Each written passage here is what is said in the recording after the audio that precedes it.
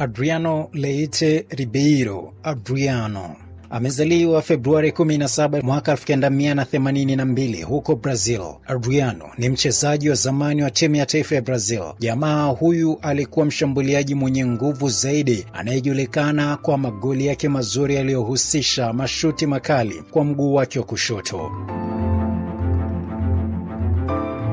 Adriano ni mmoja wa washambuliaji bora zaidi duniani katikati ya miaka ya 2000. Alikuwa na misimu 5 ya mafanikio nchini Italia akiwa na Parma na Inter Milan, akipata jina la utani The Imperial, yani mfalme, kabla ya kushuka kwa uchezaji wake, yani kiwango chake ambacho kiliambatana na kifo cha baba yake mzazi. Adriano alishinda mataji ya ligi kuu 4 akiwa na Inter Milan, na baada ya kurejea Brazil alikozaliwa huku